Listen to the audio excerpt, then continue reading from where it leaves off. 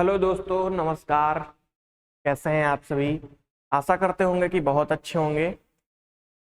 हर बार की तरह आज फिर हम लोग अपने एक नए प्रैक्टिस सेट और कुछ अच्छे क्वेश्चंस के साथ उपस्थित हुए हैं। मैं उत्कर्ष आप सभी का एक बार फिर से अपनी क्लास में स्वागत करता हूं। चलिए हम लोग अपने नए प्रैक्टिस सेट की तरफ चलते हैं। जैसा कि आप सभी देख ही रहे हैं, हम लोग प्रैक्टिस सेट नंबर 14 तक पहुंच चुके हैं। 14 तक पहुंच चुके हैं।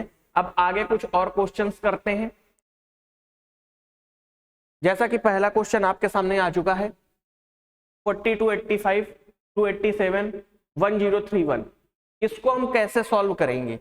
हमारे सामने एक ये सीरीज आ चुकी है। इस सीरीज को हम कैसे सॉल्व करेंगे, हम आइए चलो सीखते हैं। कैसे? सबसे पहले हमने देखा कि हमारी जो सीरीज दी हुई है वो किस टाइप की सीरीज दी है। हमने देखा पहले 42 है, फिर 42 से 85 हो गया, 85 से 257 हो गया, 257 से 1031 हो गया, और अगला टर्म हमें पूछ रहा है। हमने देखा सीरीज ये धीमे धीमे ना बढ़ के एकदम से तेजी से बढ़ी है, तो जाहिर सी बात है कुछ ना कुछ प्लस हुआ होगा। हमने 42 का डबल करने की सोची। जब हमने 42 का डबल किया तो हमें पता चला ये तो 84 होता है और 85 हमें चाहिए, तो हमने क्या किया, प्लस ऐड कर दिया।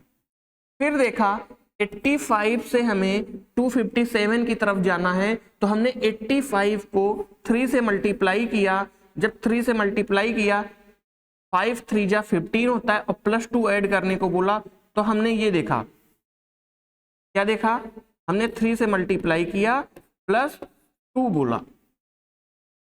अब देखिए अगले में क्या करेंगे, हमने 3 के बाद हमें थोड़ा सा तो आइडिया हो गया कि इसमें प्लस 2 हुआ है, इंटू 2 हुआ है, और प्लस 1 हुआ है। इसमें मल्टीप्लाई 3 का हुआ है और प्लस 2 हुआ है, तो जाहिर सी बात है अगली सीरीज में मल्टीप्लाई 4 का हुआ होगा और ऐड हमारा 3 का हुआ होगा। बिल्कुल। कैसे? अब करने की कोशिश करेंगे, लेकिन देखेंगे कैसे, बहुत शॉर्ट तरीके में यूनिट डिजिट का इस्तेमाल करेंगे। यहाँ पे 7 से 4 को मल्टीप्लाई करेंगे, 8 होता है, 8 में हम 3 जोड़ देंगे तो होता है 11, तो 11 के प्लेस पे 1 है, मतलब ये लॉजिक बिल्कुल सही बैठेगा। अब हम क्या करेंगे, अगले में 5 का मल्टीप्लाई करके हम 4 ऐड कर देंगे। ठीक है, क्या करेंगे, 5 का मल्टीप्लाई करके हम 4 ऐड कर देंगे। तो हमको फिर वही काम करना है, 5 का मल्टीप्लाई किया और हमने क्या किया, 9 ऐड कर दिया। लेकिन अब ध्यान देने वाली बात है, हम 5 का मल्टीप्लाई करके 9 ऐड तो करेंगे, 9 यहां भी है और 9 यहां भी है, हमें जस्ट अगले टर्म में जाना ही पड़ेगा। 5 का मल्टीप्लाई करके 4 ऐड किया तो यहाँ पे कितना हो गया, 9। लेकिन जैसे ही हम अगले टर्म में जाएंगे, 5 3 जा 15, 15 को हमने देखा तो यहाँ पे 5 है, यहाँ 3 है, तो ये नहीं हो सकता, ये तो ऑलरेडी नहीं हो सकता था। फिर बचा कौन सा ऑप्शन, हमारा बी। तो हमने देखा कि हमने पूरा क्वेश्चन ना सॉल्व करके बहुत ही आसान तरीके से छोटे से क्वेश्चन को करके हमने अपना आंसर निकाल लिया है। अगले क्वेश्चन की ओर आगे बढ़ेंगे। अगला क्वेश्चन आपके सामने एक बार फिर ये आ चुका है। अगला क्वेश्चन आपके सामने आ चुका है। आप क्या करेंगे, आपके सामने एक क्वेश्चन है, इसको दिया गया है, इनकी जो मीनिंग है, इनको सबसे पहले आप कोशिश करिएगा कि इनको कैसे करेंगे। मैं आपके लिए 1 मिनट का टाइमर चला देता हूं। आप 1 मिनट के टाइमर में इसको देखिए।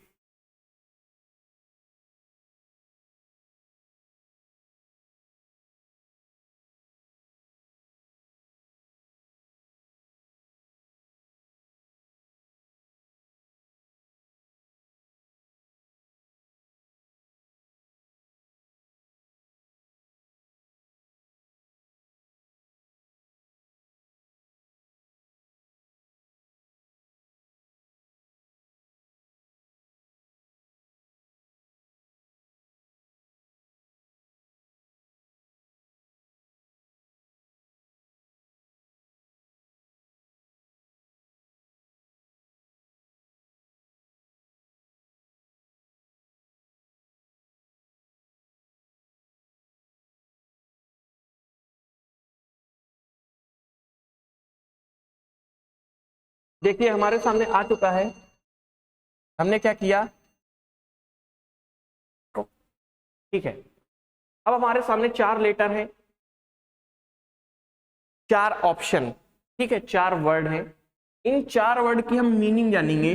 इनोसेंट मीन्स क्या होता है, मासूम। क्या होता है, मासूम, ठीक है। एक्सपीरियंस मीन्स क्या होता है, अनुभवी।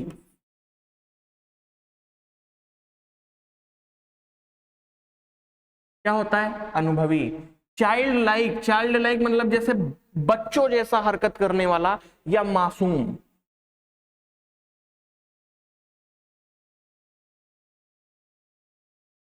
आर्टलेस, आर्टलेस का मतलब क्या होता है, आर्टलेस जैसे बहुत ही सरल स्वभाव वाला, जो कुछ जानता ही ना हो, ठीक है, तो हम इसको सरल लिख सकते हैं, ठीक है। अब स्क्विल, स्क्विल का मतलब क्या होता है,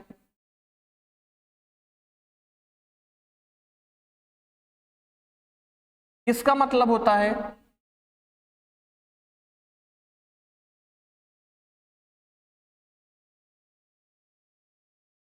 झगड़ना। विस्पर का मतलब होता है फुसफुसाना या धीमे धीमे बात करना।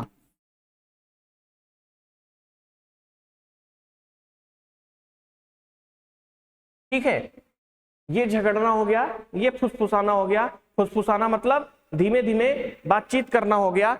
अब हम केवल, हमारे पास एक नाइव बचा है। नाइव मतलब बहुत ही आसान, ठीक है। नाइव मतलब क्या बचा है, बहुत ही आसान।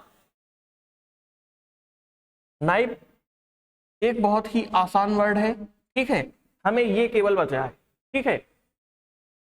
अब इसका मतलब क्या होता है, नाइव, नाइव का मतलब होता है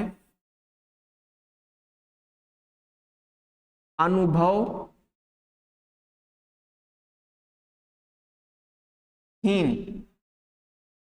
अब आपके सामने सारे वर्ड मैंने स्पेल कर दिए हैं। अब ये सारे वर्ड आपके सामने दिख रहे हैं कि कौन किसका क्या मीनिंग होगा। अब उसी हिसाब से हम देखेंगे। झगड़ने का अपोजिट क्या दिखा है, फुसफुसाना। विस्पर क्या दिखा है, फुसफुसाना। उसी तरह नाइव क्या दिखा है, नाइव दिखा है एक्सपीरियंस का। तो हमें क्या ऑप्शन, आपको क्या लग रहा है, हमें केवल एक ही ऑप्शन लग रहा है कि नाइव जैसे अनुभवहीन है, तो अनुभवहीन का क्या होता है, अनुभवी। तो हमें केवल एक ही ऑप्शन लग रहा है, एक्सपीरियंस्ड। समझ गए। अगले क्वेश्चन की ओर आगे बढ़ते हैं। आपके सामने ये एक सीरीज दे रखी है।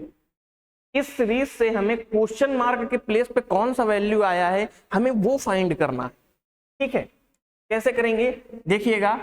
अब हम 114 से हम 1222 तक जाना है, ठीक है। तो हम क्या करेंगे, सिंपली क्या करेंगे, पहले हम सीरीज को देखेंगे, सीरीज का मोड कैसा दिख रहा है, थोड़ा थोड़ा थोड़ा दिख रहा है, तो इसमें प्लस या माइनस कुछ ना कुछ हुआ होगा, ठीक है। अब हम क्या करेंगे, 222 114 330 438 अगले टर्म।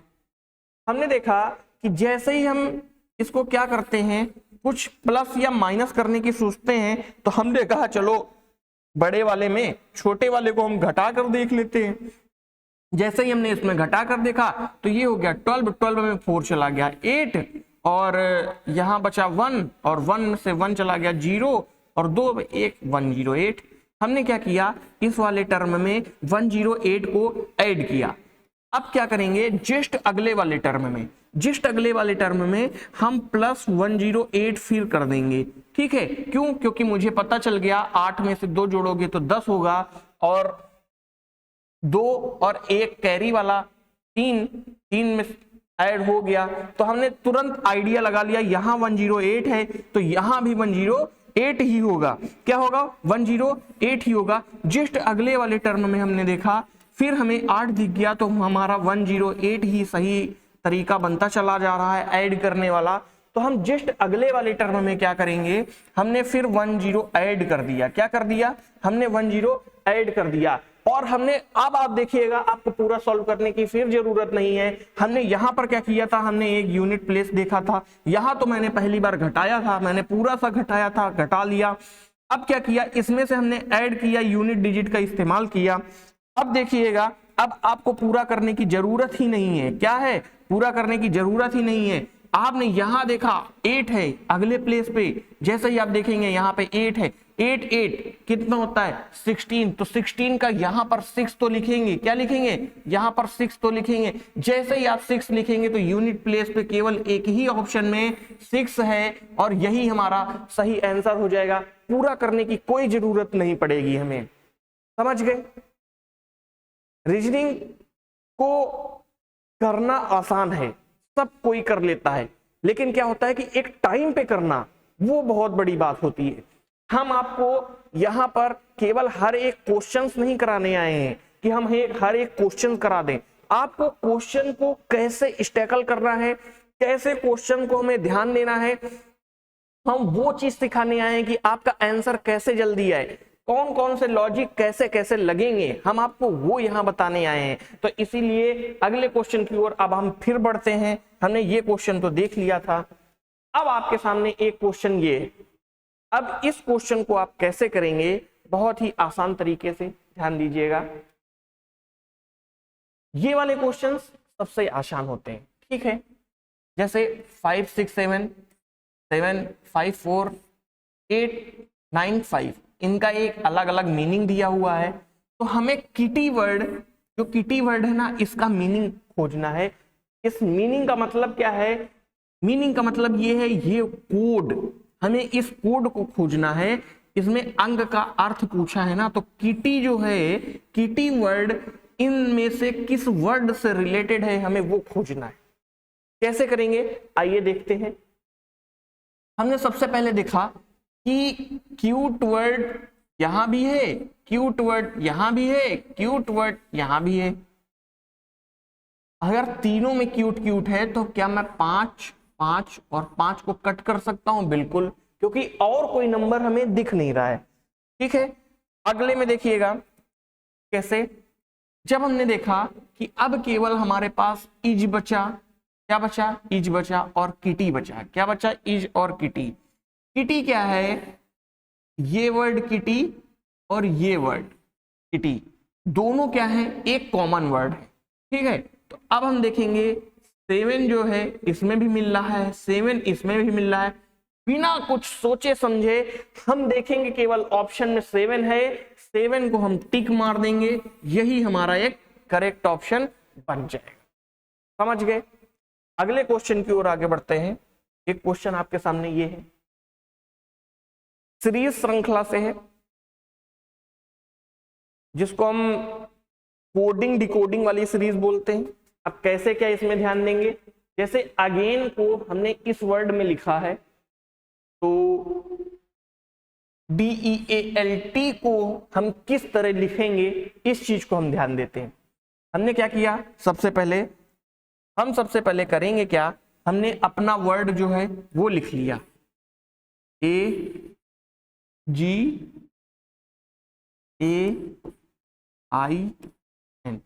पूछा क्या गया है, DEALT।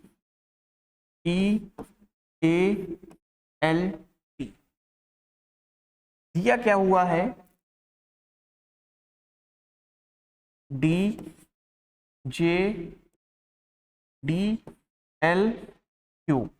अब हम अगला कोशिश करेंगे कि अगला कैसे फाइंड करें, ठीक है। पहले देखिएगा, हम एक ये क्वेश्चन दिया हुआ है, क्वेश्चन का एक ये रूप दिया गया है कूटबद्ध तरीके से, जिससे हम कोड के फॉर्म में दिया गया। अब इस वर्ड को इस वर्ड से कैसे रिलेशन फाइंड करके हमें ये जो आंसर यहां पर लिखा जाएगा, हमें वो फाइंड करना है। क्या फाइंड करना है, ये जो आंसर यहां पर लिखा जाएगा हम वो फाइंड करेंगे। कैसे, आइए, ए से हमने डी तक गए, कैसे, ए से डी तक गए, हमने क्या किया, +3 किया।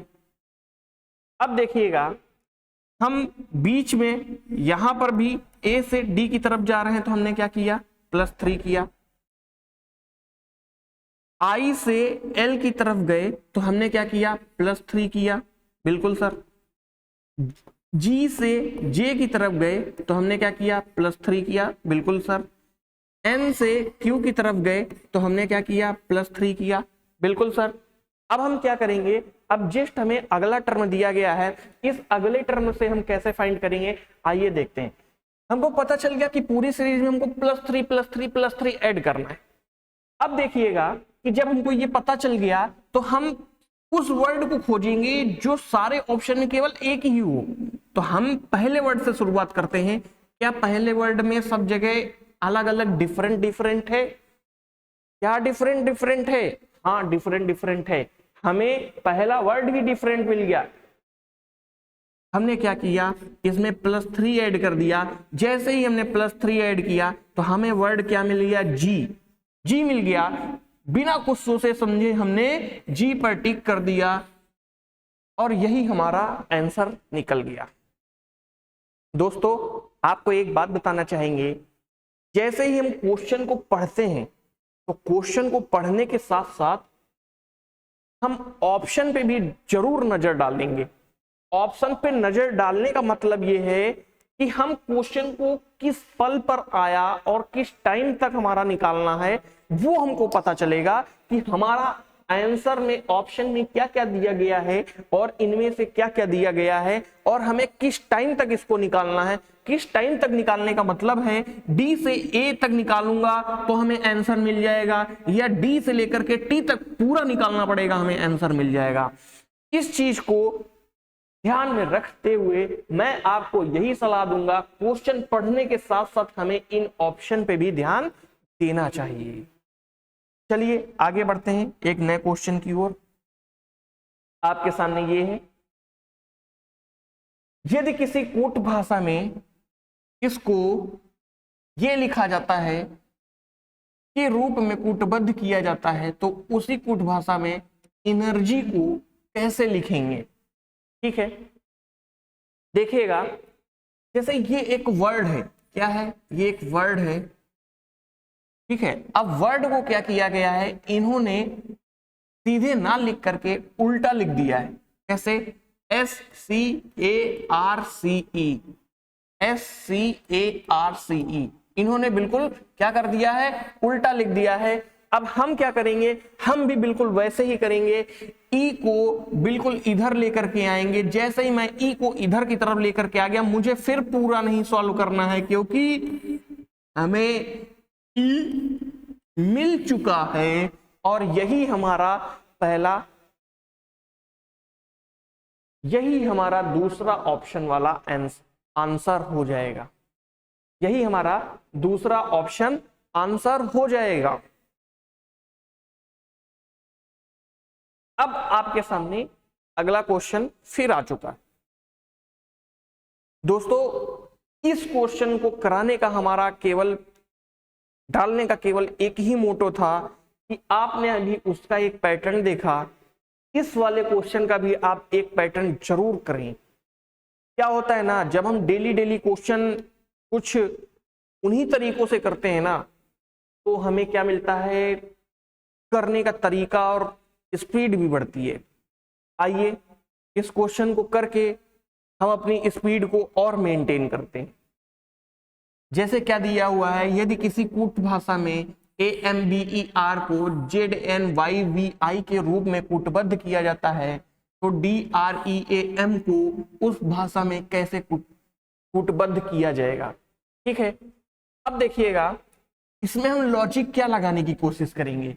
हमने देखा A का अपोजिट क्या है, Z, M का अपोजिट क्या है, N, B का अपोजिट क्या है, Y, E का अपोजिट क्या है, V, R का अपोजिट क्या है, I।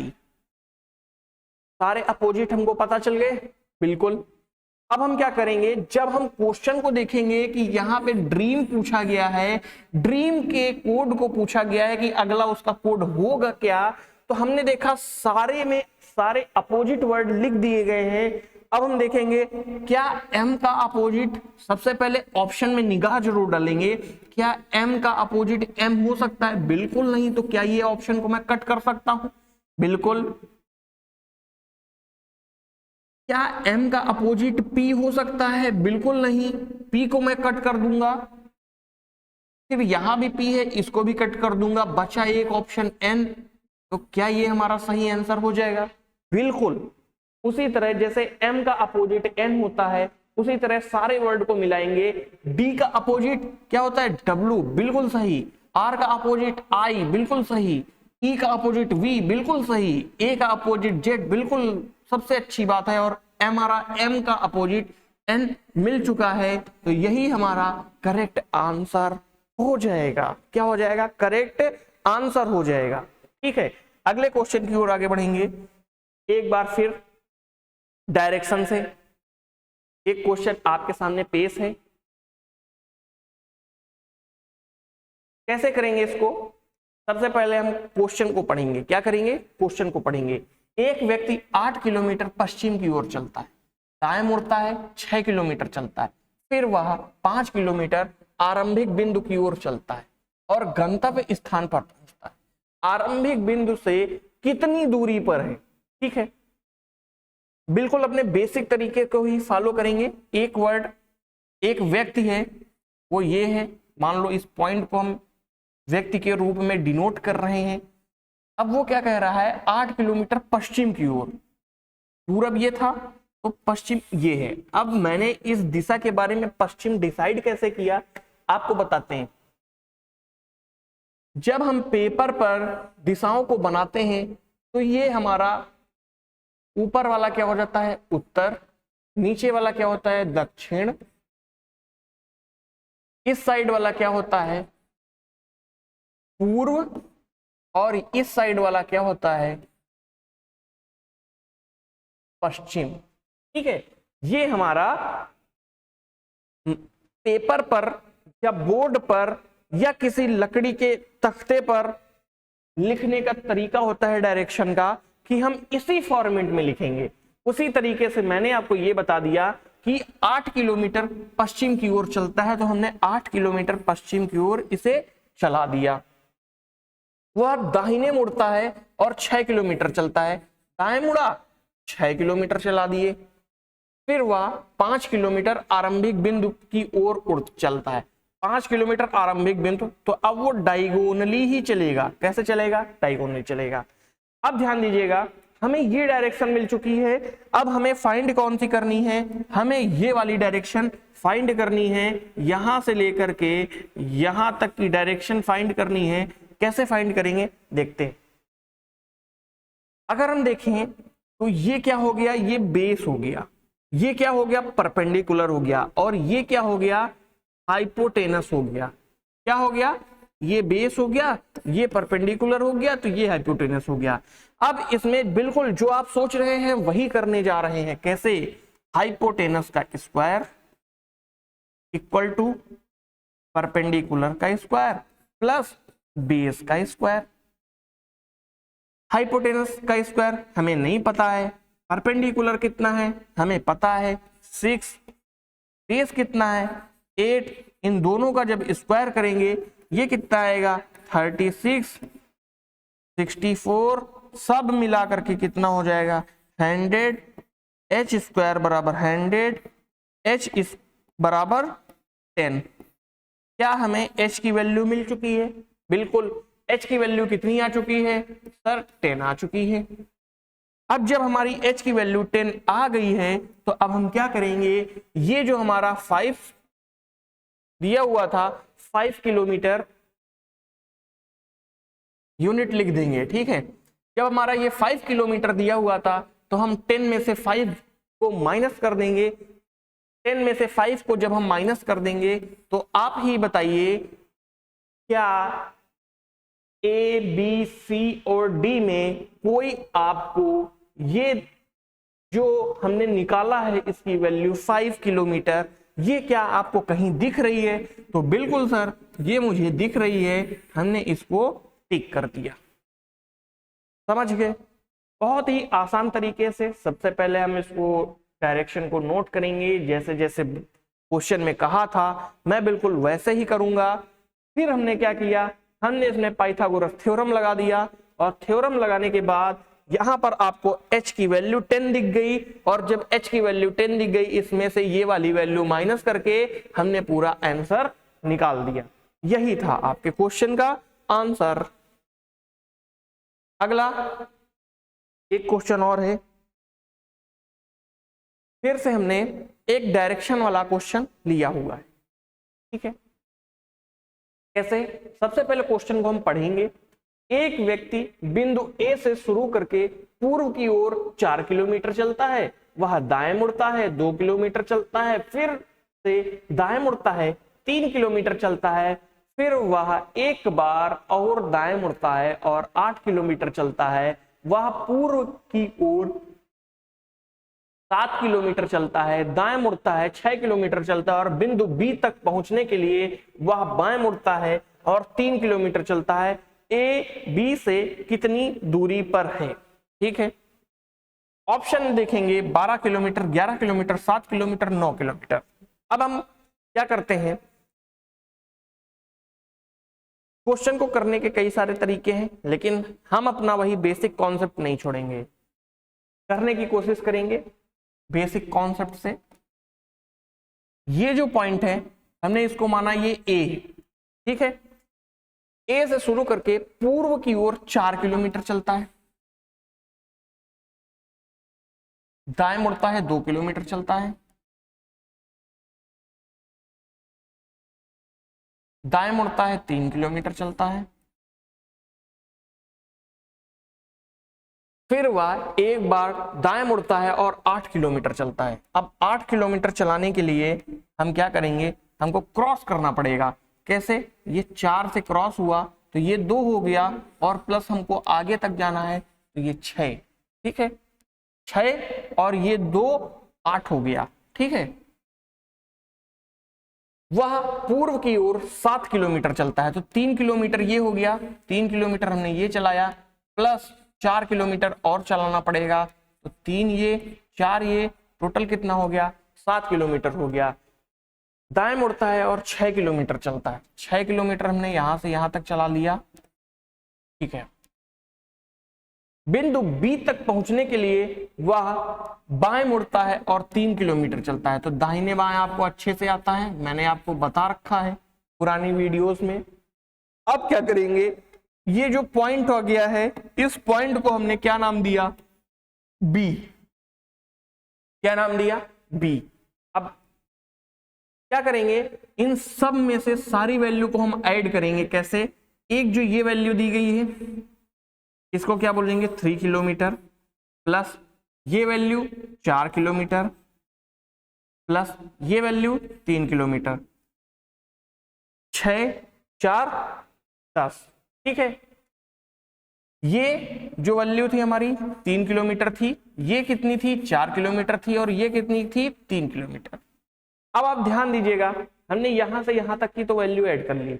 अब हमारे पास बचा कितना है, ये वाला तो मैंने ऐड ही नहीं किया, बस इसी को ऐड करना है। जब हमने देखा 4 किलोमीटर ये हम गए थे, 3 किलोमीटर ये, तो ये बचा कितना, 1 किलोमीटर, तो हम इसको कितना करेंगे, 1 किलोमीटर। जैसे ही हम इसको 1 किलोमीटर ऐड करेंगे तो हमारे सामने कौन सा ऑप्शन आ जाएगा, हमारे सामने ऑप्शन नंबर 11 आ जाएगा, और यही हमारा करेक्ट आंसर बन जाएगा।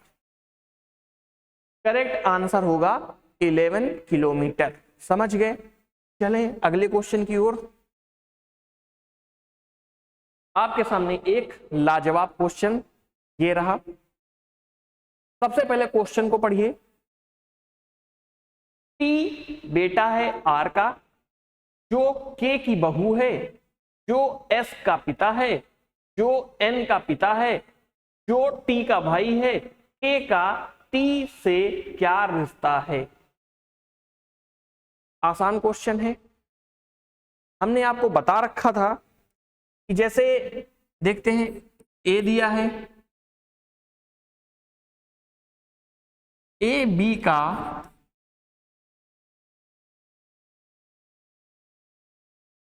भाई है। मैंने आपको एक स्टेटमेंट ये दिया, ठीक है, अभी क्वेश्चन से इसका कोई रिलेशन नहीं है, लेकिन मैं आपको एक ये स्टेटमेंट दे रहा हूं, ए जो है बी का भाई है। अब यहां देखिएगा, अब हम क्या करेंगे, जैसे हमने भाई है लिख दिया, अब हम क्या करेंगे, हमने लिखा कि जो सी की मां है, क्या है, सी की मां है, ठीक है।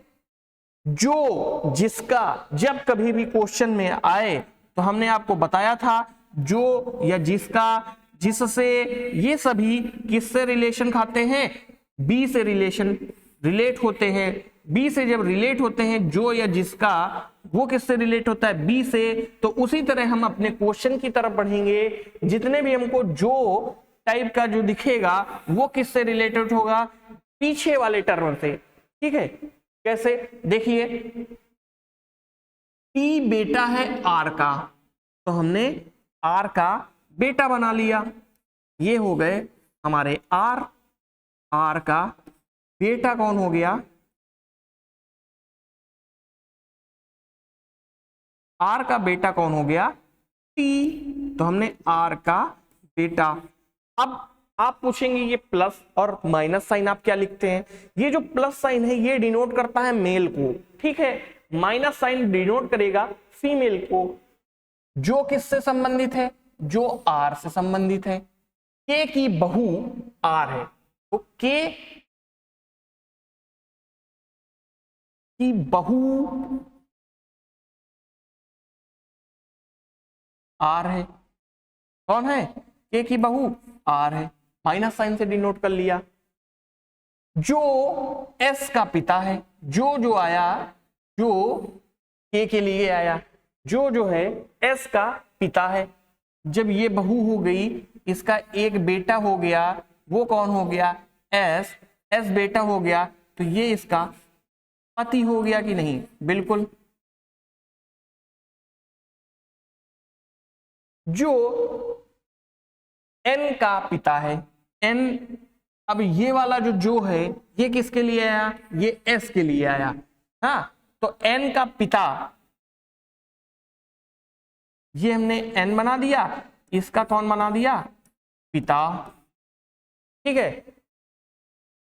जो टी का भाई है, अब ये और ये इस ट्री में देखिएगा, एन जो है भाई बता दिया, टी का कौन है, भाई, तो हमने एन को किस साइन से डिनोट किया, प्लस साइन से।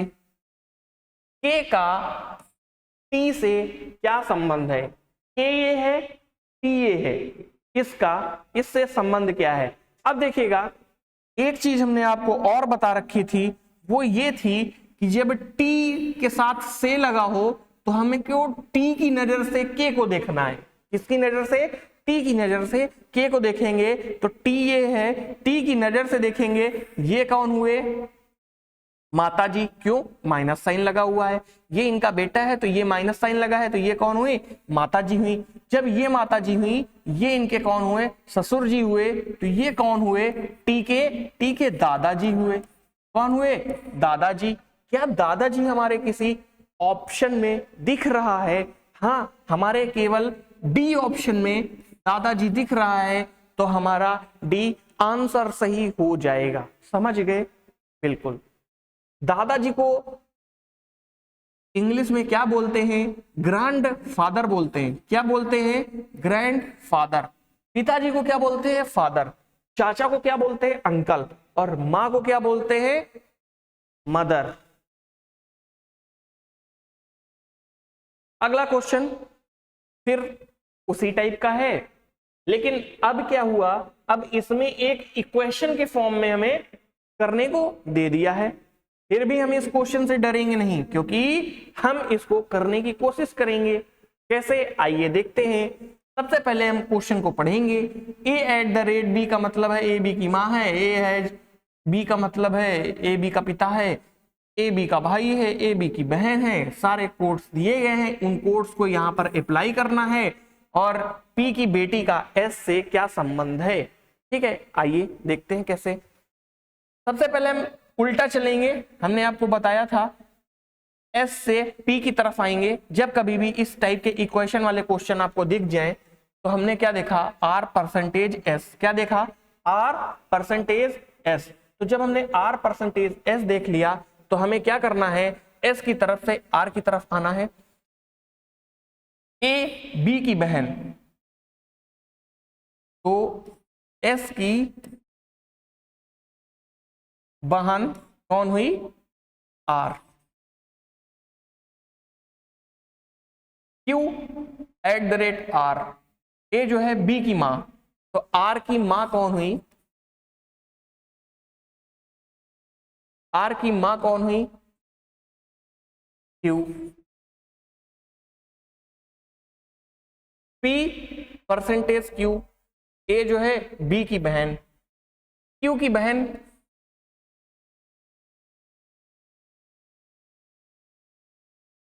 Q की बहन कौन हुई, P।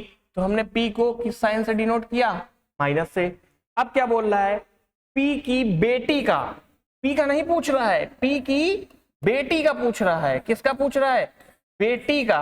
तो P की जो बेटी होगी उसका संबंध S से किस प्रकार होगा, ठीक है। क्वेश्चन से डरना नहीं कभी, क्वेश्चन से डरना नहीं कभी। अब हमने आपको बता रखा था S की नजरों से देखना है, तो S कहां पर है, ये। अब देखिएगा, ये इसकी बहन है, ये इसकी मां है, तो ये कौन हुई, मौसी हुई। मौसी की बेटी S की कौन होगी, कजिन होगी। कजिन को हम कजिन ही बोलेंगे, क्या बोलेंगे, कजिन, ठीक है। क्या बोलेंगे, कजिन, ठीक है। अगले क्वेश्चन में चलेंगे। अगला क्वेश्चन ये आपके सामने है, आसान तरीके से हो जाता है। क्वेश्चन को सबसे पहले पढ़ेंगे। एक शब्द में सिविलाइजेशन को बाएं छोर से शुरू होने वाले प्रत्येक दूसरे को छोटे अक्षरों में लिखा जाता है, शेष सभी को बड़े अक्षरों में लिखा जाता है। इस प्रकार गठित नया शब्द व्युत्क्रम में उपस्थित होता है तो कौन सा अक्षर दाएं से 7वें अक्षर के बाएं तीसरा अक्षर होगा। इस क्वेश्चन को करने का सबसे बढ़िया एक तरीका है, सबसे पहले जो हमें पूछा गया है उसको इस क्वेश्चन में उस प्लेस को फाइंड करेंगे।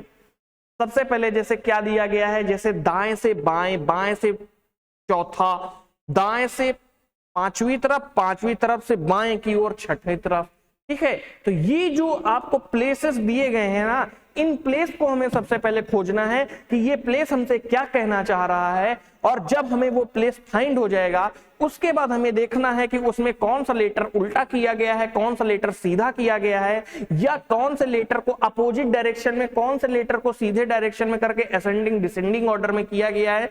हम बिल्कुल वही करेंगे, लेकिन सबसे पहले हमें जो फाइंड करना है उसकी प्लेस वैल्यू क्या है, हमें वो तो पता होनी चाहिए कि उस प्लेस पर कौन सा वैल्यू आएगा। ये तो हमें बाद में पता चलता है, लेकिन वो प्लेस कौन सा है हमें वो पता होना चाहिए।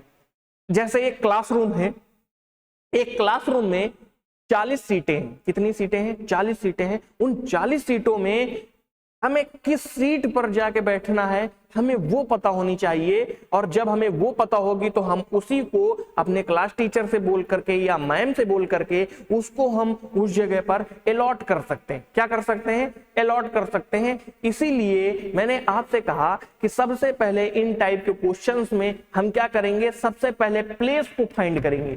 किसको फाइंड करेंगे, प्लेस को फाइंड करेंगे। आइए समझते हैं कैसे। कौन सा अक्षर दाएं से 7वें, तो दाएं से दायां हाथ ये हो गया, इससे 7वां, 1 2 3 4 5 6 7, 7वां लेटर ये हो गया। अक्षर के बाएं से तीसरा, 1 2 3, ठीक है। क्या ये आ जाएगा, दाएं से 7वें अक्षर के बाएं तीसरा। अब बाएं पूछ दिया है तो 1 2 3, इस वाले प्लेस पर कैसे, दाएं से 7वां, दाएं से 7वां हमें मिल गया आई, आई से फिर हमें तीसरा बोल दिया 1 2 3, तीसरे अक्षर आई, जहां पर टी है, इस आई के बगल वाले प्लेस टी में कौन सा प्लेस हमारा आएगा। करेंगे कैसे, आइए देखते हैं कैसे करेंगे। सबसे पहले हमें क्या करना है, कौन सा लेटर हमें छोटा और बड़ा लिखना है ये डिसाइड करेंगे प्रत्येक दूसरे अक्षर को। जैसे ये अक्षर हो गया, ये हो गया, ये हो गया, ये हो गया, ये हो गया और ये हो गया, इनको हम क्या करेंगे छोटे अक्षरों में लिखेंगे। किसमें लिखेंगे? छोटे अक्षरों में। अब देखिएगा क्वेश्चन को देखा, ऑप्शन हमने पहले ही पढ़ लिया था AL T और I। जब हमने देखा कि इस वाले प्लेस पर बड़ा लेटर तो नहीं आ रहा है तो हम बी ऑप्शन को यहीं कट कर देंगे। अब हमारे सामने 3 ऑप्शन बचे, तीनों को क्या करेंगे देखेंगे कैसे। अगले स्टेप से हम डिसाइड करेंगे कि हमारा अगले स्टेप जो होगा उससे हम डिसाइड करेंगे कि इनमें से कौन सा लेटर सही होगा। ठीक है, कैसे करेंगे? अब देखिएगा शेष सभी बड़े अक्षरों को इस प्रकार गठित किया जाता है कि सद व्युत्क्रम में व्यवस्थित होता है। व्युत्क्रम मतलब उल्टा। तो अब हम क्या करेंगे, इधर से करके चलेंगे कि इस तरफ से कौन सा लेटर ऐसे लिखा जाएगा। अभी तो ये लेटर ऐसा लिखा है, अब हमको सी को इधर से लिखना है और इधर की तरफ कौन सा लेटर आएगा। ठीक है, सी हमने बड़ा बना दिया, आई हमने छोटा बना दिया। हमें चौथा वर्ड फाइंड करना है, वी बड़ा बना दिया। चौथा वर्ड अब कौन सा है? आई। आई तो हमें बड़ा बनाना है। जब आई हमें बड़ा बनाना है, चौथा वर्ड हमें मिल गया आसानी से, तो हम समझ गए कि हमारा कॉन्सेप्ट सही था। ठीक है, कौन सा आंसर सही हुआ? Answer D. ठीक है, डी में कौन सा लेटर है? आई। अब आपके सामने एक वेन आरेख ये है, दिख नहीं रहा है तो हम इसको थोड़ा सा डार्क कर देते हैं। ये देखिए, ये एक वेन आरेख है, ये एक त्रिभुज है,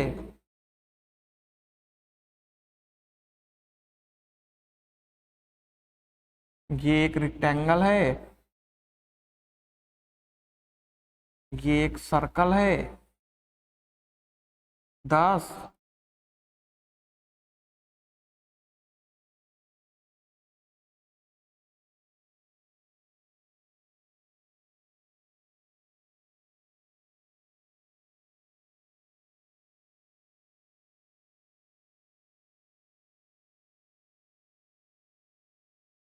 ये आपके पास कुछ वैल्यूज दी गई हैं। अब इनमें से ध्यान करेंगे, हमें पूछा गया है, हमें पूछा क्या गया है वही हमारे लिए इंपॉर्टेंट है। ठीक है, कैसे? वेन आरेख में कौन सी संख्या हरे सेबों को निरूपित करती है? अब हरे सेब हमें केवल फाइंड करने हैं, तो अब देखेंगे सबसे बड़ा ताजे को निरूपित करता है। उसने एक वर्ड जो लगा दिया है ना, केवल हरे सेब, यही हमें डिसाइड कर रहा है कि हमें कौन सा लेना है कौन सा नहीं। तो हमें ये बिल्कुल नहीं लेना है बड़े वाला। ठीक है, दूसरा बड़ा त्रिभुज हरे को निरूपित करता है, तो हम इस त्रिभुज की बात कर रहे हैं। दूसरा हरा वाला ये हरे को निरूपित करता है। ठीक है, वृत्त सेब को निरूपित करता है, वृत्त जो है सेब को निरूपित करता है, तो हम इस वाले को लेंगे। लेकिन उसने एक जो वर्ड बोल दिया ना, केवल हरे सेब, बस हम केवल उसी वर्ड को ध्यान में रखेंगे और हम केवल हरे सेब देखेंगे। ये यहां पर है तो ये वाला यहां से कट कर रहा है, बिल्कुल इसको पूरे को छोड़ देंगे। ये वाला बिल्कुल किसी में ना सेब में ना इसमें आ रहा है, तो बचा कौन सा? एक केवल वर्ड 50, और 50 ही हमारा सही आंसर हो जाएगा। ठीक है, यही हमारा सही आंसर हो जाएगा। अब सी हमारा करेक्ट हो गया। आपके सामने दिया गया है, भारत का पहला जेल प्रशिक्षण स्कूल किस राज्य में स्थापित किया गया था? 4 ऑप्शन हैं, मध्य प्रदेश, आंध्र प्रदेश, उत्तर प्रदेश और केरल। ठीक है, अब देखेंगे जब हमें ये 4 ऑप्शन दे दिए गए, हम जीके वाले क्वेश्चन में क्या करते हैं, जीके बहुत बड़ा ब्रॉड सिलेबस है, हर किसी के बस की बात नहीं है पढ़ना। ठीक है, बहुत से लोग अब लेकिन क्या करना है, हमें कंपटीशन में रहना है तो पढ़ना पड़ेगा। इस टाइप के मैं क्वेश्चन जेल शब्दावली से रिलेटेड, जेल से रिलेटेड, पुलिस से रिलेटेड मैं क्वेश्चन इस वजह से जानबूझ के डाल देता हूं, ये क्वेश्चन आपको एग्जाम में हेल्प करेंगे। ठीक है, अब देखिएगा, पहला जेल प्रशिक्षण स्कूल किस राज्य में स्थापित किया गया? उत्तर प्रदेश में। कहां पर स्थापित किया गया? तो ये लखनऊ। कहां पर स्थापित किया गया? लखनऊ में। लखनऊ को क्या बोलते हैं? नवाबों की नगरी, नवाबों का शहर। ठीक है। अब जेल प्रशिक्षण स्कूल किस राज्य में स्थापित किया गया? उत्तर प्रदेश में। अगर कोई वर्ष पूछ ले इसको तो 1940 में। ठीक है, 1940 में इसको स्थापित किया गया था। अगले क्वेश्चन की ओर बढ़ेंगे।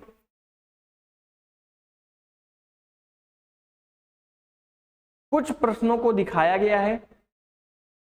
ए डी का अर्थ है, बी का अर्थ है, डी का अर्थ मल्टीप्लाई, ई का अर्थ डिवाइड और सी का अर्थ इक्वल है। तो अब हम करेंगे क्या?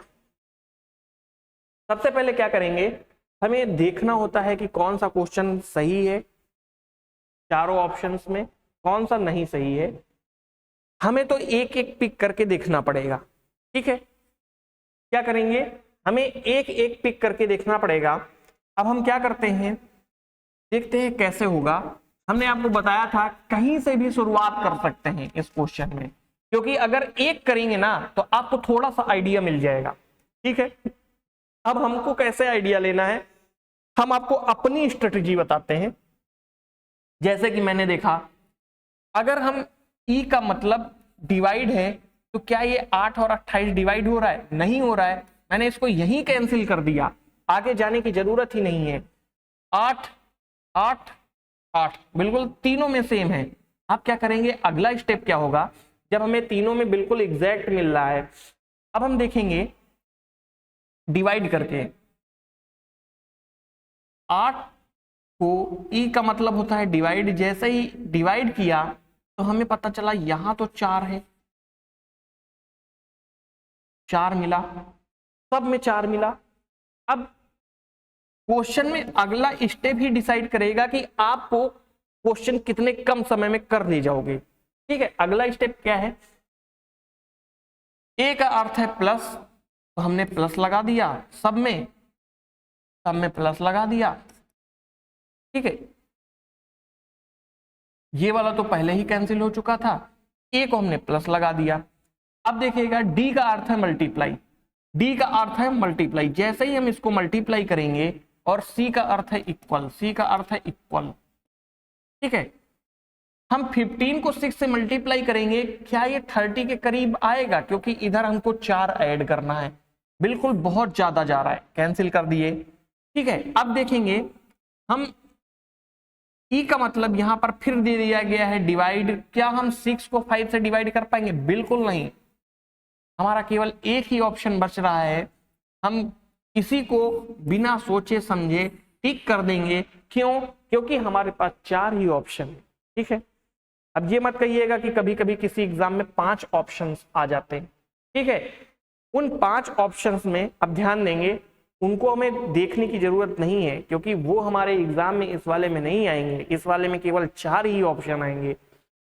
जब 3 ऑप्शन बिल्कुल सही निकल रहे हैं, चौथा वाला ऑप्शन हमारा ये दिया गया है और नन ऑफ दीज नहीं दिया गया है, तो उसके प्लेस पर चौथा ऑप्शन बिल्कुल करेक्ट हो जाएगा और वही हमारा आंसर हो जाएगा।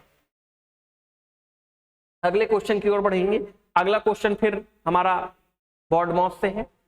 करेंगे कैसे, बहुत जल्दी करने की कोशिश करेंगे इसको, बस प्लेस में हम केवल वैल्यू रखेंगे। अच्छा, एक करेक्शन था, इसको थोड़ा सा कर लीजिए। ठीक है, अब करेंगे कैसे, जैसे ही हमें एस के प्लेस पर माइनस लिखना है, पी के प्लेस पर भाग देना लिखा है। ठीक है, आर के प्लेस का अर्थ है मतलब जोड़ना, क्यू का मतलब क्या है, गुणा करना। ठीक है, 5 और यहां कितना हो गया, 5, यहां कितना हो गया 28, और 28 और 5 को जब हम ऐड कर देंगे कितना हो गया 33, तो 27 माइनस 33, क्या -6 आंसर आ रहा है? बिल्कुल। अब आप पूछेंगे आपने किया कैसे, मैंने इसको यहीं पे प्लेस में वैल्यू लिख दी। वैल्यू लिखने के बाद हमने क्या किया, हर एक टर्म को जो भी दिया गया है 3 से 5 को डिवाइड किया, तो यहाँ कितना आया 5, और r में हमें प्लस करना ही था। 7 को मल्टीप्लाई 4 से किए 28 आया, 28 को हमने 5 जोड़ दिया, 5 जैसा ही जोड़ा हमें मिला कितना 33, 33 को हमने माइनस किया 27 में, -6 हमारा सही आंसर आ गया। अगले क्वेश्चन की ओर आगे बढ़ेंगे। अगला क्वेश्चन एक बार आप ये देखिए,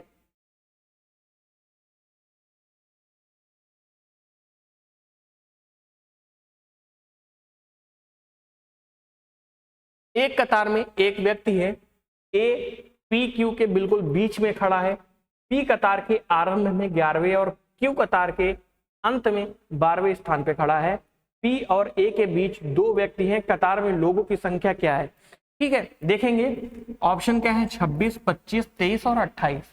ठीक है, करेंगे कैसे, ये हमने P बना लिया, ये हमने Q बना लिया, ये हमने A बना लिया।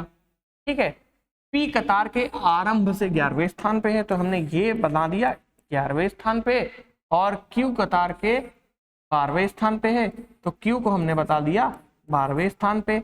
अब क्या कह रहा है, P और A के बीच दो व्यक्ति हैं। P और A के बीच कितने व्यक्ति हैं? P और A के बीच दो व्यक्ति हैं, हमने ये दो बना लिए। और एक चीज आप और ध्यान दीजिएगा, A जो है P और Q के बिल्कुल बीच में खड़ा है, तो अगर इधर दो व्यक्ति हैं तो इधर भी दो व्यक्ति ही होंगे। P 11 पोजीशन पे है, सबको ऐड कर देंगे बिना कुछ सोचे समझे। क्या करेंगे, सबको ऐड कर देंगे बिना कुछ सोचे समझे। जैसे 12 प्लेस इधर था Q का, तो Q का हमने 12 प्लेस लिख लिया। P को 11 से था, 11th फेस वैल्यू थी, फेस वैल्यू सॉरी, P का प्लेस 11 था, तो हमने 11 को लिख लिया।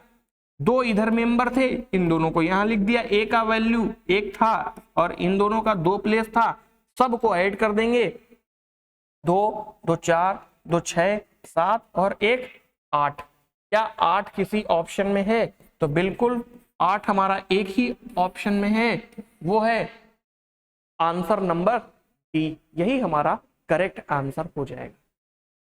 अगले क्वेश्चन की ओर आगे बढ़ेंगे। P Q के ठीक दाएं बैठा है। P 3 स्थान दाईं ओर जाता है और Q 4 स्थान बाईं ओर जाता है, और वे दोनों छोरों पर पहुंच जाते हैं। पंक्ति में व्यक्तियों की कुल संख्या कितनी है? ठीक है, P जो है Q के ठीक दाएं, ये हमारा Q हो गया, दाईं ओर P बैठा दिए। बिल्कुल P 3 स्थान दाईं ओर जाता है। कितने स्थान? 3 स्थान।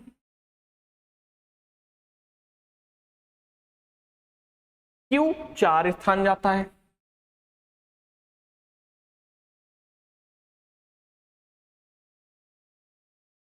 वे छोरों पर पहुंच जाते हैं, मतलब ये लास्ट एंड पर ये पहुंच जाते हैं। कहां पर पहुंच जाते हैं? लास्ट एंड पर। व्यक्तियों की कुल संख्या कितनी है? अब देखेंगे ध्यान से, क्वेश्चन का आंसर हमारा आ चुका है। हम इसको 4 प्लेस इधर खिसकाए थे, बिल्कुल 4 प्लेस इधर खिसका दिए। P को हम 3 प्लेस इधर खिसकाए थे, 3 प्लेस इधर खिसका दिए। एक प्लेस हमने इसका नहीं जोड़ा, एक प्लेस हमने इसका नहीं जोड़ा, तो क्या मैं 2 लिख दूं? बिल्कुल लिख दीजिए। 7 और 2 कितना होता है? अब आप ही बताएं कौन सा आंसर सही होगा। C को टिक करके आगे बढ़ जाऊं मैं। अब देखिएगा आपके सामने एक, यदि 345 को 60 तथा 246 को 48, तो 572 को कैसे लिखेंगे? इसमें क्या लॉजिक लगेगा, आइए जानते हैं।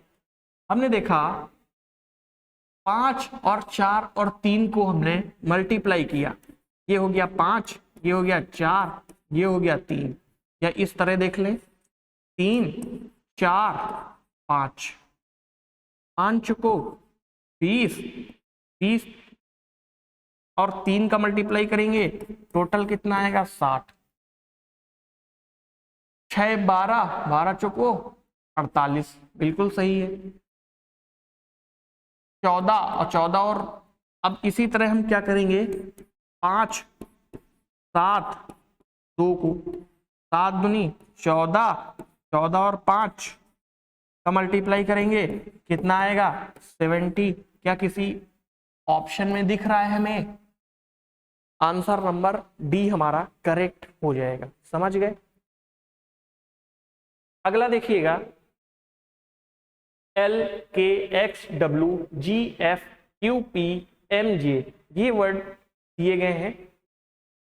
इनमें से कौन सा डिफरेंट है हमें वो फाइंड करना है। कैसे करेंगे? के से एल की तरफ देखेंगे, कितना हुआ, के से एल की तरफ देखेंगे +1 हुआ, डब्ल्यू से एक्स की तरफ देखेंगे +1 हुआ, जी से एफ +1 हुआ, क्यू से पी से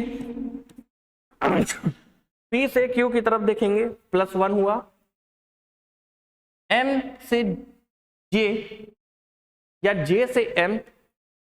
अब इसमें से इन दोनों के बीच में जो डिफरेंस आ रहा है वो 1 से ज्यादा आ रहा है। क्या आ रहा है? 1 से ज्यादा आ रहा है।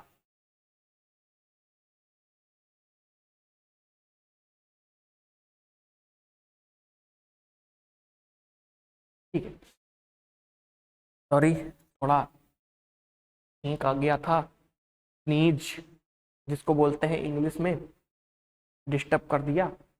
कहाँ थे? हाँ, देखिएगा, जैसे L और K के बीच में अगर डिफरेंस या प्लस कितना है 1, W और X के बीच में 1, G और F के बीच में 1, P और Q के बीच में 1, इन दोनों के बीच में 3 वैल्यू क्या कर रही है? क्या ये यही हमारा सही आंसर निकल आएगा? बिल्कुल, इन दोनों के बीच का गैप 1 1 दिख रहा है, हमें M और J के बीच का गैप 3 दिख रहा है। बिल्कुल बी ऑप्शन वाला बिल्कुल सही आंसर हो जाएगा।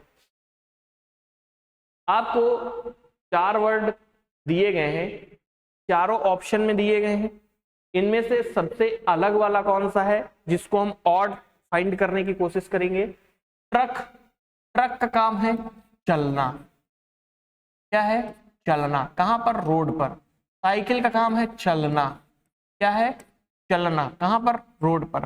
बाइक का काम है चलना। क्या है? चलना। कहां पर? रोड पर। ठीक है। ब्रेक क्या होता है? ब्रेक इन सब को रोकता है। ब्रेक एक इनका इंटरनल पार्ट होता है। मतलब जैसे हमारा काम क्या है? खा पी कर सोना, दौड़ना, पढ़ना, लिखना। ठीक है। लेकिन अगर कोई पूछे हाथ का क्या काम है, हाथ क्या करता है? हाथ या तो चीजों को उठाता है, कुछ भी करता है, तो बस वही सेम टू सेम कॉन्सेप्ट इस पे लगाएंगे। ट्रक, साइकिल, बाइक, इनका काम होता है चलना। ब्रेक क्या होता है? रोकना। तो ब्रेक इनका पार्ट हो गया, लेकिन ये सब क्या हो गए? यही ऑप्शन बिल्कुल सही। अब देखिएगा, किसी एक पासे में 1 से 6 तक संख्यात्मक है, 1 के विपरीत कौन सा है? बहुत आसान है। 1 5 4 5 3 2 4 6 5 दिए गए हैं, हमें बस केवल कंपेयर करना है। जैसे पहला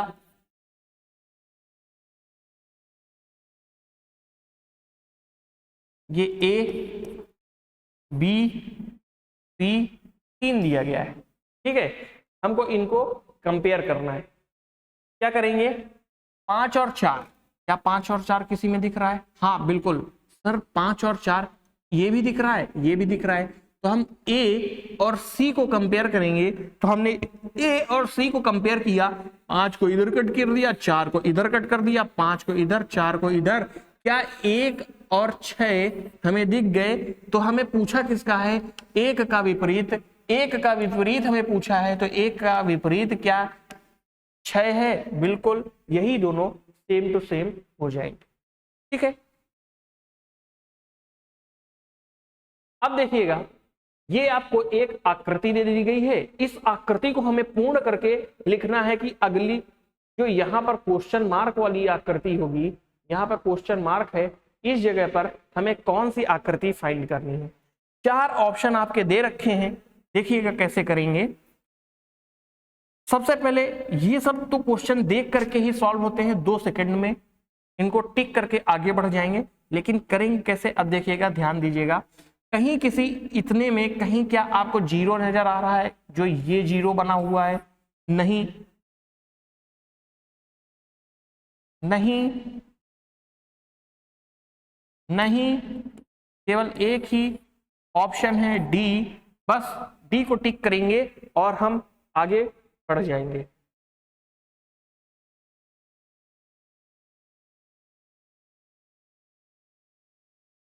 अब आपको इस क्वेश्चन में वर्गों को गिनने के बारे में बोल दिया है। क्या बोल दिया है? वर्गों को गिनने के बारे में।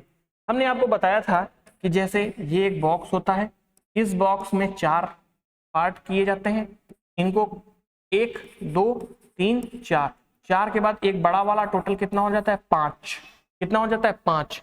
क्या करेंगे हम? सबसे पहले इसको गिनेंगे, ये कितना हो गया? 5 लिख दिए, प्लस पूरे को गिन लेंगे, 1 2 3 4 5 6 7 8, 8 लिख लिए, प्लस ये एक ये 2, 8 2 10, 10 और 5। क्या हमारा 10 और 5 किसी एक ऑप्शन में दिख रहा है? किसी एक ऑप्शन में आंसर नंबर डी हमारा सही आंसर हो जाएगा। अब अगले क्वेश्चन में चलते हैं। दिए गए अनुक्रम में ऐसी कितनी संख्याएं हैं जिनके ठीक बाद एक विषम संख्या है? ठीक है, ठीक बाद एक विषम संख्या है। ऐसे अनुक्रम में ऐसे कितनी सम संख्या है? ऐसे कितनी सम संख्या है जिनके ठीक बाद एक विषम है? क्या 6 और 3 दिख गया? डी बिल्कुल दिख गया। 4 और 7 दिख गया, 2 के बाद 6 विषम नहीं है, 6 के बाद 3 एक विषम दिख गई, 4 के बाद 7 एक विषम दिख गया, 8 के बाद 9 एक विषम दिख गया, 4 के बाद 1 विषम दिख गया, 2 के बाद 5 विषम दिख गया, 6 के बाद 3 विषम दिख गया, 2 के 5 5 विषम दिख गया, 8 के बाद 7 विषम दिख गया, 4 के बाद 1 विषम दिख गया, 6 के बाद 3 एक विषम दिख गया। क्या और कोई आपको कहीं दिख रहा है? नहीं दिख रहा है, तो हम काउंट कर लेंगे, 1 2 3 4 5 6 7 8 9 10। क्या हमें 10 या 10 किसी ऑप्शन में दिख रहा है? तो ऑप्शन नंबर डी यही हमारा सही आंसर हो जाएगा। ठीक है, अगले क्वेश्चन की ओर आगे बढ़ेंगे। एक बॉक्स में 1 रुपए के सिक्के, 2 रुपए के सिक्के, 10 रुपए के सिक्के हैं जिनका कुल मूल्य 1560 है। सभी मूल्य वर्गों के सिक्कों की समान संख्या है। बॉक्स में 10 रुपए के सिक्कों की कुल संख्या क्या है? ठीक है, आइए देखते हैं। हमने क्या किया? हमने लेट कर लिया। क्या कर लिया? लेट कर लिया। जो रुपए के सिक्कों की संख्या है ना, उनको क्या बोलेंगे? एक्स बोलेंगे। क्या बोलेंगे? एक्स। ठीक है, तो 1 रुपए का सिक्का मतलब 1x, प्लस 2 रुपए के सिक्का मतलब 2x, 10 रुपए का सिक्का 10x, टोटल कितना वैल्यू दिया है? 1560।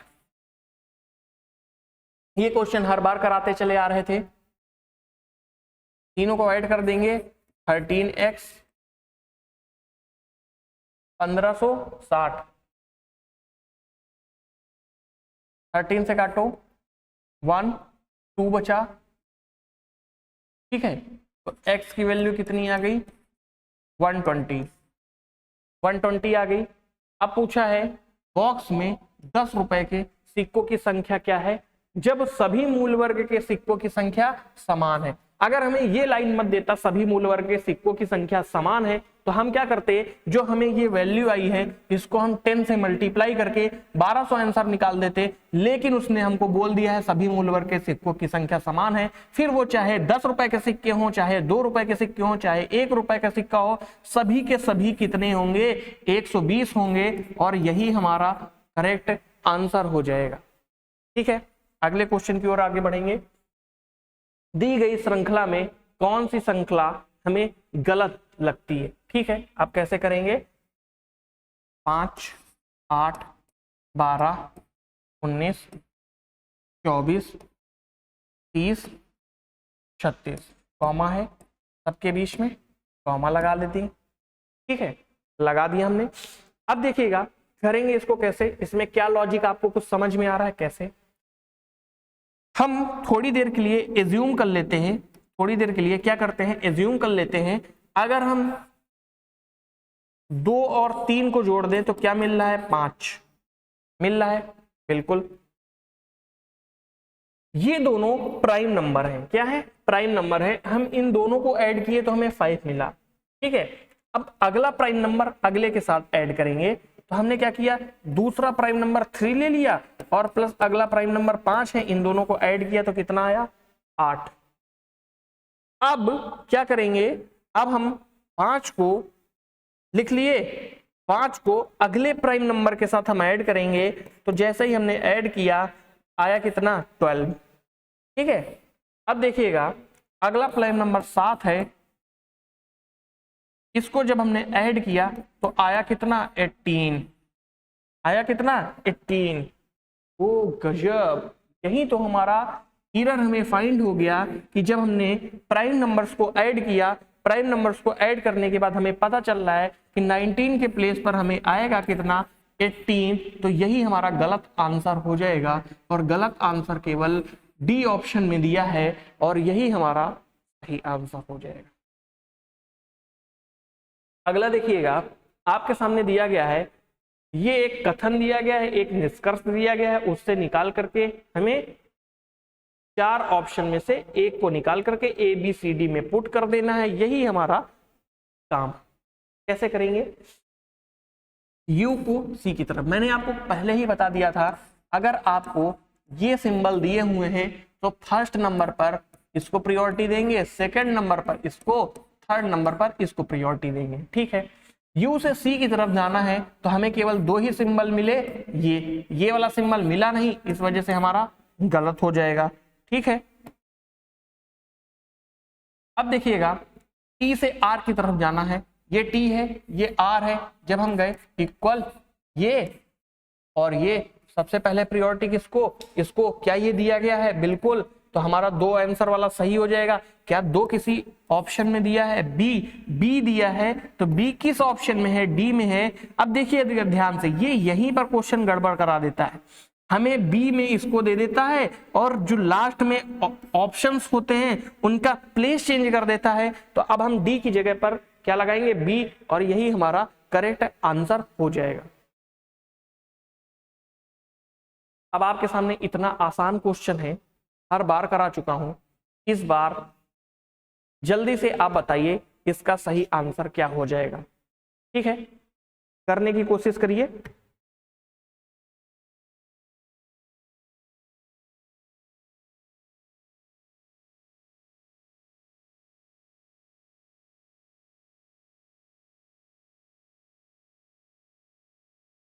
जैसे कि आप क्वेश्चन को देख रहे हैं, इस क्वेश्चन में सबसे पहले पढ़ना होगा हमें क्या दिया गया है। प्रत्येक संख्या के मध्य के अंक में 2 जोड़ा जाता है, फिर अंकों की स्थिति को व्युत्क्रमित कर दिया जाता है, कौन सा अंक मध्य वाली संख्या का मध्य अंक होगा। तो हमें क्या मध्य वाली संख्या इनमें से कोई दी है, मध्य वाली संख्या हमें ये दी है, बिल्कुल। मध्य वाली संख्या में मध्य के अंक में 2 जोड़ा जाता है, क्या जोड़ा जाता है, 2 जोड़ा जाता है, 5 2 7 होगा, 4 होगा 7 होगा। लेकिन अब क्या किया है, इसने कहा है उल्टा कर दिया गया है, लेकिन इसने पूछ क्या दिया है, मध्य वाला अंक पूछ दिया। हम अगल बगल के अंकों को कितना भी अलग कर दें लेकिन बीच वाला अंक तो हमारा सेम रहेगा ना, तो बस 7 हमारा करेक्ट आंसर हो जाएगा। समझ गए। अगला क्वेश्चन की ओर आपके सामने, ये क्वेश्चन तो बहुत ही लाजवाब क्वेश्चन है। ये तो अब पुलिस की तैयारी कर ही रहे हैं सब आप सभी, तो इसको तो देखना ही पड़ेगा कि कैसे आएगा इसका आंसर। इसको करने के लिए मैं आपको ना थोड़ा सा टाइमर देता हूं कि इस टाइम में आपको 1 मिनट के अंदर आपको इसको स्टार्ट करना है। करके देखिए क्या ये होता है। और मैंने इसको टाइमर आपको इस वजह से दिया है कि आप इसको करके एक बार देखेंगे, सोच विचार के इसको आंसर देंगे तो आपको ज्यादा सही लगेगा।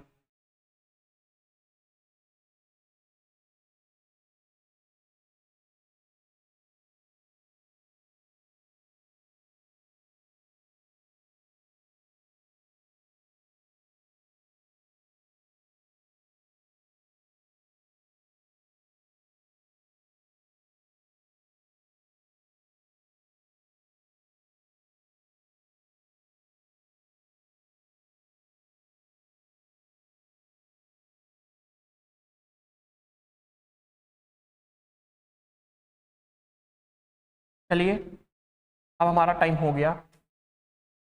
अब हम कैसे करेंगे देखिएगा। सबसे पहले क्वेश्चन को पढ़ेंगे, कौन सा एक अधिकारी है जिसे आमतौर पर ग्रामीण और शहर के पुलिस स्टेशन में लिपिक राइटर के कर्तव्य को अभिस्थानित किए जाते हैं। ठीक है, अब हमें पुलिस विभाग के उस आदमी के बारे में जानना है जो लेखा जोखा का काम करता है। लेखा जोखा का काम हमें केवल हेड कांस्टेबल को ही दिया जाता है। अब इसके बारे में हेड कांस्टेबल, सहायक पुलिस अधीक्षक, पुलिस निरीक्षक और पुलिस महानिरीक्षक के बारे में थोड़ा जानेंगे कि ये सब होते क्या हैं। तो इनको जानने के लिए अब हम क्या करेंगे, सबसे पहले हम देखेंगे पुलिस निरीक्षक। तो पुलिस निरीक्षक को हम क्या बोलते हैं, इंस्पेक्टर। क्या बोलते हैं, पुलिस इंस्पेक्टर। सहायक पुलिस अधीक्षक को क्या बोलते हैं,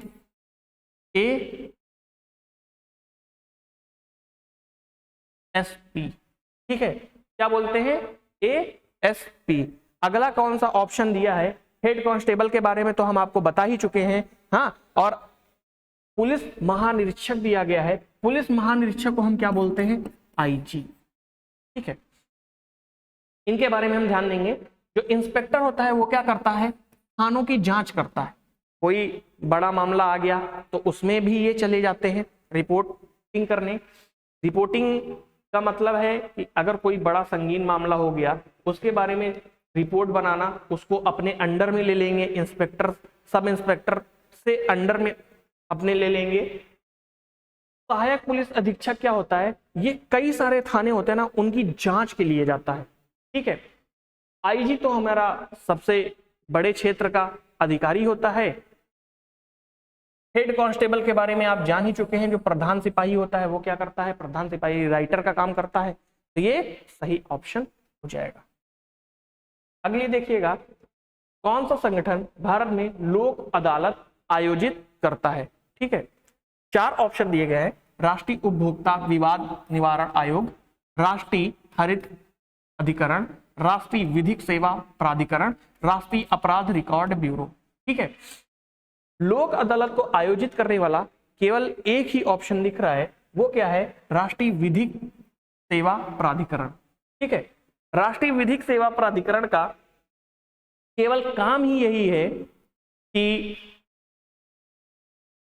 हमें उन मजबूर और गरीब लोगों के लिए न्याय के लिए कानूनी व्यवस्था प्रोवाइड कराना। जैसे कुछ लोग होते हैं गरीब परिवार से होते हैं, कुछ SC ST से आते हैं, वो क्या करते हैं, उनके पास इतना पैसा नहीं होता कि वो वकील को कर सकें, हायर कर सकें। तो हमें कानूनी सहायता कौन प्रोवाइड कराता है, राष्ट्रीय विधिक सेवा प्राधिकरण। ठीक है, इतना समझ में आया, बिल्कुल। अगले पढ़ते हैं, क्या है, अपराध रिकॉर्ड ब्यूरो क्या है, ये NCRB के रूप में जाना जाता है। ये क्या काम करता है, ये अपराधों के रिकॉर्ड सूची को तैयार करता है। जैसे होते नहीं है मूवीज में हमने देखा है फिंगरप्रिंट्स, ये सब जो फिंगरप्रिंट्स लेने का रिकॉर्ड रखते हैं ना, ये यही करता है। उपभोक्ता विवाद निवारण अधिनियम जैसे क्या है, आयोग क्या है, ये क्या काम करता है, जैसे खाने में कोई मिलावट हो गई, ठीक है, मिलावट की शिकायत हमने कर दी, उस शिकायत को सुलझाने का काम करता है यही। राष्ट्रीय हरित प्राधिकरण अधिकरण ये क्या करता है, ये खेती से रिलेटेड, जैसे कोई गांव हो गया, खेत हो गया, वहां पर हरियाली है लेकिन किसी सड़क के आसपास कोई हरियाली नहीं दिख रही है, तो हम उस सड़क को के आसपास हरियाली का काम करेंगे। ये सब काम जो होते हैं ना, ये क्या करता है, ये राष्ट्र को हरा भरा रखने का काम करता है। क्या करता है, राष्ट्र को हरा भरा रखने का काम करता है। राष्ट्रीय विधिक सेवा प्राधिकरण जो है वो 1995 में क्या हुआ था, संगठन हुआ था, मतलब संगठित हुआ था, पारित हुआ था। यही हमारा सही आंसर हो जाए। एक समुदाय के लोगों द्वारा दूसरे समुदाय और धर्म के लोगों के खिलाफ अमल किए जाने वाले विरोध को क्या कहा जाता है, अमल किए जाने वाले विरोध को क्या जाता है, सांप्रदायिकता। ठीक है, अब हम क्या करेंगे, अब हमारे पास ये तो हमने आपको सही आंसर बता दिया कि सांप्रदायिकता होता क्या है। अब इनके बारे में थोड़ा सा डिस्क्राइब करते हैं। जैसे धर्मनिरपेक्षता, क्या दिया गया है, धर्मनिरपेक्षता। अब ये जो हमारा दिया गया है, इसका मतलब क्या है कि हमें किसी भी धर्म में रहने और उसके त्योहारों को मनाने, उससे रिलेटेड कोई भी काम करने की पूरी आजादी हमें धर्मनिरपेक्षता देता है। हम किसी भी धर्म में जा सकते हैं, किसी भी धर्म में रह सकते हैं, उसको पालन कर सकते हैं। अगर कोई समस्या आती है तो उसके लिए हम कानूनी रास्ता भी अपना सकते हैं। ठीक है, अगला क्या है? समाजवाद। एक अच्छा शब्द है समाजवाद। एक ऐसी विचारधारा जो समाज में समानता को बल देता है। एक ऐसी विचारधारा जो समाज में समानता को बल देता है। जैसे हम ए हैं और हमारे साथ एक दूसरा आदमी है बी। क्या है? हम ए हैं, हमारे साथ एक दूसरा आदमी है बी। अब हम उससे कह रहे हो चिंटू मिंटू इधर आओ, कहां जा रहे हो? तो जैसे ही आया 2 थप्पड़ लगा दिए। ठीक है, क्या किया हमने? 2 थप्पड़ लगा दिया। अब हम क्या कर रहे हैं? अब हम बड़े हुए, बड़े होने के बाद भी हम उसको बुला रहे हैं, 2 थप्पड़ लगा दे रहे हैं। ठीक है, अब क्या हुआ?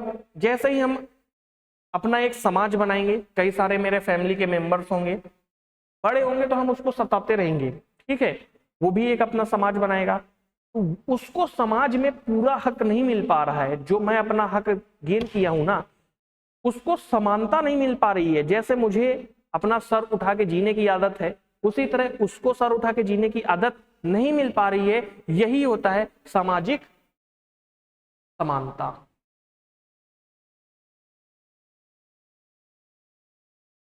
अब देखिए, अब एक ऑप्शन दिया गया है क्षेत्रवाद। क्या दिया गया है? क्षेत्रवाद। क्षेत्रवाद क्या है? किसी विशेष क्षेत्र या राज्य के हितों को पूरे देश के हितों से ऊपर रखना। मतलब क्या है इसका? जैसे कोई एक क्षेत्र है, ये एक क्षेत्र है, ये हमारा पूरा राज्य है, हम माने कि यही ना हमारा सबसे ऊपर है, इसी के इशारे से पूरा काम हो, यही है क्षेत्रवाद। ठीक है, समाजवाद बता ही चुके हैं। समाज में समानता पर जोर दिया जाता है। ए और बी दोनों हैं तो उनको दोनों समाज में रहने का अधिकार है, दोनों को घूमने का अधिकार है, दोनों को सर उठा करके जीने का अधिकार है। सांप्रदायिकता क्या होती है? सांप्रदायिकता के बारे में जानेंगे। व्यक्ति या समुदाय अपने धर्म या समुदाय को ही श्रेष्ठ मानता है। जैसे हम हिंदू धर्म के हैं, अगला मुस्लिम धर्म का है। हम क्रिश्चियन हैं, अगला कौन है? जैन या पारसी है। ठीक है, तो हमें क्या करना होता है? धर्म को, समुदाय को श्रेष्ठ मानते हैं। ठीक है, यही होता है सांप्रदायिकता, और इसी को खत्म करने के लिए बात की गई है। धर्म के लोगों के खिलाफ बोला गया है, लोगों द्वारा दूसरे समुदाय और धर्म के लोगों के खिलाफ अमल किए जाने वाले विरोध को क्या कहा जाता है? सांप्रदायिकता कहा जाता है। ठीक है, समझ गए? अगले क्वेश्चन में आगे बढ़ेंगे। ओ, सारे क्वेश्चन खत्म कर लिए आपने आज तो। हाँ, अच्छा काम किया। अब जरा आप ये बताएंगे, आपको कितने क्वेश्चन ऐसे थे जो आ रहे थे, कितने क्वेश्चन ऐसे थे जो नहीं आ रहे थे? आज आपको कमेंट बॉक्स में अपना स्कोर लिखना है। कितने क्वेश्चन आपने किए वो आप लिखेंगे, कितने क्वेश्चन नहीं आए उसको नीचे अपॉन में करके लिख देंगे। हमें पता चल जाएगा कि आपके कितने क्वेश्चन सही हो गए। ठीक है, सबसे बड़ी बात है, इस प्रैक्टिस सेट को आप डेली डेली लगाते जाएंगे तो आपको नए क्वेश्चन करने का तरीका पता चल जाएगा, कुछ क्वेश्चंस के कॉन्सेप्ट पता चल जाएंगे जो नए थे। रोज पुलिस शब्दावली में हम बिल्कुल एक क्लास हम आपको दे ही रहे हैं, वो आपको पता चल जाएगा। रील सेक्शन में जाकर के आप देख सकते हैं कि छोटे छोटे क्वेश्चंस हमने रीजनिंग के सीरीज के डाल रखे हैं, कुछ क्वेश्चंस जीके के डाल रखे हैं, वो भी आप देख सकते हैं। ठीक है, इनको जैसे ही आप देखेंगे तो आपको कुछ नए लॉजिक्स पता चलेंगे, नए कॉन्सेप्ट पता चलेंगे, उसी तरह आपकी तैयारी और भी बढ़िया होगी। चलिए, आज की क्लास के लिए बहुत बहुत धन्यवाद। हम फिर कल आपको कुछ अगले प्रैक्टिस सेट के साथ मिलेंगे और कुछ लाजवाब और कुछ अच्छे क्वेश्चंस के साथ, जिनको क्वेश्चन को करने के बाद आपको लगेगा कि आपने कुछ नए कॉन्सेप्ट सीखे। आज के लिए धन्यवाद।